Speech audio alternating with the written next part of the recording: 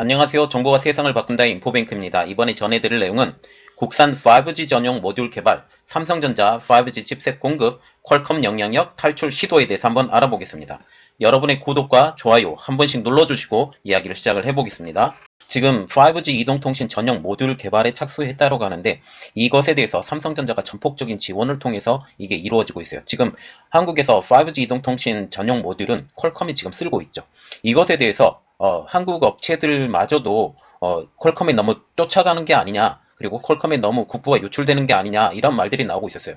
그래서 이것이 굉장히 중요한 말이었었는데 이제 5G 이동통신 전용 모듈을 개발을 착수한다 라는 말을 가지고 지금 시작을 해요. 그리고 이것을 전용 모듈을 개발을 하기 시작을 한다면, 만약 이렇게 개발이 되면 삼성전자가 이것에 대해서 충분히 과실을 먹을 수 있기 때문에 서로 윈윈이 되는 현 상황이 되겠습니다. 한번 이야기를 시작을 해볼게요.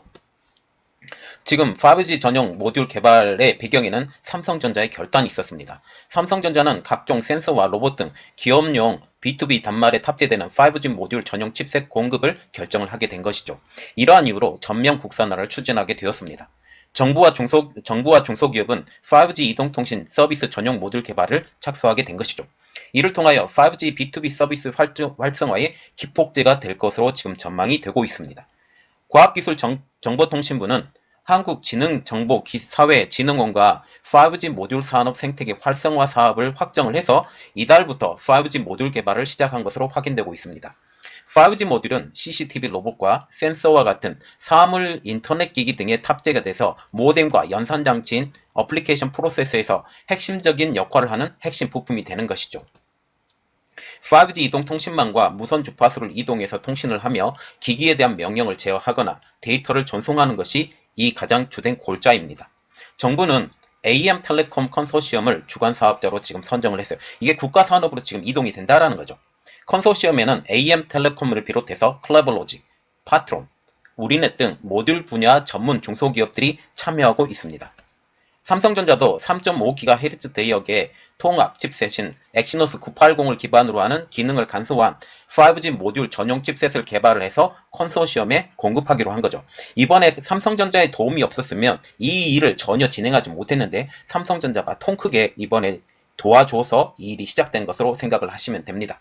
컨소시엄은 삼성전자가 공급하는 국산 5G 칩셋을 기반으로 해서 다음과 같은 제품들을 출시하기로 계획을 했는데요. 첫 번째로 5G 모뎀 플러스 어플리케이션 모듈 회로 설계, 그리고 두 번째로 5G와 4G인 LTE 연계 안드로이드 OS 기반의 구동 시스템 개발, 그리고 세 번째로 5G 모듈 검증을 위한 레퍼런스 보드 개발, 그리고 네 번째로는 5G 라우터 등 레퍼런스 디바이스 개발 등 이 모든 것들을 다 한꺼번에 한다라는 것이죠.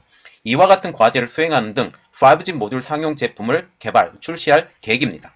이번 국산 5G 모듈 개발의 시작은 삼성전자의 5G 전용 칩셋 공급에 있었습니다. 그래서 이런 말이 나오고 있죠. 삼성전자의 전폭적인 지원으로 시작된 사업이다라는 것이죠. 삼성전자는 국내 5G 모듈 전용 칩셋 수요 예측이 불확실한 상황에서 공급 여부를 고민을 했었지만 과학기술정보통신부와 중소기업과 10차례 이상 협의한 끝에 개발을 결정했습니다. 최기영 과학기술통신부 장관님은 5G 모듈 개발이 5G B2B 활성화의 관건이라고 판단했다라고 말을 하고 있어요. 이러한 이유로 삼성전자 최고 경영진의 5G B2B 활성화를 위한 핵심 부품 개발이 필요성을 설득한 것으로 전해지고 있습니다. 삼성전자의 협력을 통해서 개발 기간을 단축시킬 수 있었고, 또한 활성화의 핵심 요소인 5G 전용 단말 가격을 낮출 수가 있기 때문에 5G 생태계 활성화의 필요 요건이 충족된 것으로 지금 평가가 되고 있어요. 스마트 공장 등 스마트 시티 등 이러한 4차 산업혁명 등을 준비하는 기업들은 저렴한 국산 5G 모듈을 수급을 해서 전용 단말을 개발할 수 있게 된 것이죠. 그래서 삼성전자 이번에 통큰 결단이 아니었으면 이 일이 전혀 진행이 되지 않는다라는 거죠. 기존 국내 5G 모듈 시장은 퀄컴이 독점하다시피 하고 있었습니다. 퀄컴은 칩셋 제품, 그리고 사후관리, 라이센스 비용 등을 패키지로 구성해서 수억 원에서 수십억 원에 이르는 판매 대금으로 중소기업의 개발을 지금 어려움을 겪고 왔었던 것이죠. 그런데 국산 5G 모듈 개발로 가격이 낮아질 것이며, 또한 다양한 아이디어를 기반으로 한 5G B2B 단말이 다양화가 되면 관련 핵심 부품 시장에도 경쟁이 촉진될 것으로 예상이 되죠. 그래서 퀄컴이 지금 시장을 지배하고 있었지만 이제 삼성이 이 시장에 진입을 하고 거고, 이에 따라서 중소기업들도 진입을 하게 되면 가격은 당연히 낮아지죠. 당연히 낮아지고 쓰는 사람들 입장으로서도 더 저렴한 5G 모듈을 사용할 수 있기 때문에 더 다양하게 이러한 것들을 사용할 수 있다라는 것을 보게 됩니다.